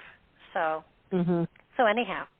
I think the two of you have. I love the fact that you've got the spiritual modality and he's got the psych modality, and you combined them beautifully, so that nobody was in. You just the two of them were combined that make a powerful message that the book sends out, and I think a lot of people that read the book will not recognize the message it's sent, but subconsciously it certainly will make a change and a difference in their lives because they will be more aware of the term trauma and how it can be of benefit to you as a learning experience, a growing experience that can benefit one and change one's life and the trajectory of one's life even.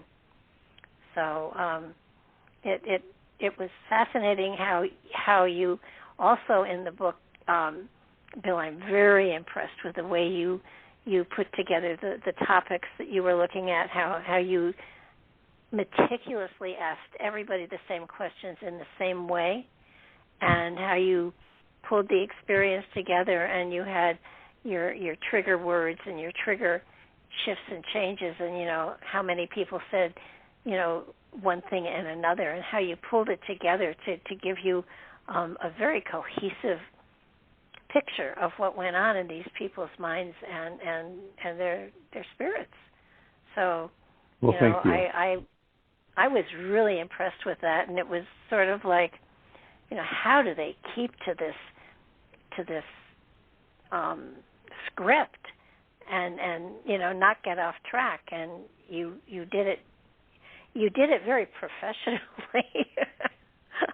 I'm afraid I would have gone off track too often for you to be of any use, but the fact that you had your guidelines so definitely in place, so that you kept pulling them back to the questions you had asked, and you let them wander off from time to time, but you always pulled them back to the same place, and you asked the same questions, repeatedly of everyone, which was. I don't think they realized the kind of meticulous job you were doing with the interviews because you made them very personal, and that in and of itself is an amazing gift, and I was very impressed with that. It was like, damn, they're good. So we had some wonderful people to work with. We really did. Well, is this next book going to be as structured, or are you going to go in new directions? Well, we've talked about that a little bit, and I think we want to use a similar structure, but I think it's going to be a little bit less academic. I mean, we lean really hard on the academic structure for the chapters of the way that we laid the book out. And I think that although we'll follow a similar process, I think it's going to be a little bit more user-friendly when it comes to the reading experience. I mean, we had the charts and the graphs and different things that we included in the book this go around. we'll probably do some of that for the next one as well too, but some of the redundancy in the way that the book's written probably won't follow the exact same format, but I think the same spirit's going to be there, if that makes sense. Well, so you have your PhD. Was this part of it? No, it follows the same structure of a scientific dissertation or journal article or what have you. My background is education, and so I said, well, this must have been part of a dissertation. No, it really wasn't, but it's laid out very much like a dissertation. I mean, it really is a dissertation with interviews interspersed in between it. So it's got the same basic structure as a dissertation would, a qualitative dissertation, that is, with the interviews interspersed into the different chapters. I mean, it certainly could have. It takes on the same feeling as a paper that was written for a scientific type model, as opposed to, one that is to be read, as a book. But it was so fascinating to listen to all of the different responses the different people gave to the same questions. So, it was fascinating in that way. But so it's going to be interesting to see what the two of you come up with next, because you definitely have a wonderful combination of your different modalities that you're bringing into play here, and it might turn you a little looser, Jackie, to do a little of the stuff that is more in your venue. I mean, it's obvious that you were both interviewing, and you made it very clear that both of you were doing the interviews. But it's going to be interesting to see where you go next. I mean, I forgot the clock. You two are going to be at the Mothman Festival. I forget I'm on a radio show often. Mothman Festival is this September, correct? Yeah. September 16th and 17th. And if people want to come in and take a look at everything, they should make their reservations early? Oh, it's too late. If you're going to get a reservation now, you probably need to be looking in the Dayton area or small towns. Maybe Ripley might still have some rooms, which is about an hour drive from Point Pleasant. Wow. You might find an Airbnb, maybe if somebody canceled one of those at this point. But, it's getting filled up for next year already. Wow. There's very limited hotel, for 2024. So, but if they do get there, we'll be behind the Mothman statue in the tent. So, and speaking at 2:00 in the afternoon. So, if anybody does get there and wants to meet us, we'd be happy to talk. I will bet you money you will have some people that have heard this show, because it's impressive, and you'll have your books there as well. I would imagine. Absolutely, we will. Well, getting an autographed copy is really a pretty cool idea. So I want to thank you so much. Is there a website too that people can go to? Not yet. We're working on that right now. But Facebook page, Phenomenology Research Professionals, or they can email us if they'd like to contact us at 2022prp@gmail.com. Okay. Well, I am sure you may have some questions coming your way. So thank you both very much. I so appreciate your taking the time and allowing us to play with this material to a certain degree. But the message out there is traumas really are a gift when looked at in the proper perspective. So hopefully it'll help some people to understand that everything does happen for a reason. It's just hard to find sometimes. But thank you again for being here. I so so appreciate your being here, and thank you, everybody, for listening. And we'll be back tomorrow night. Mark has another fascinating show online, too. So good night, everybody. Thank you, Barb. Thank you. Thank you.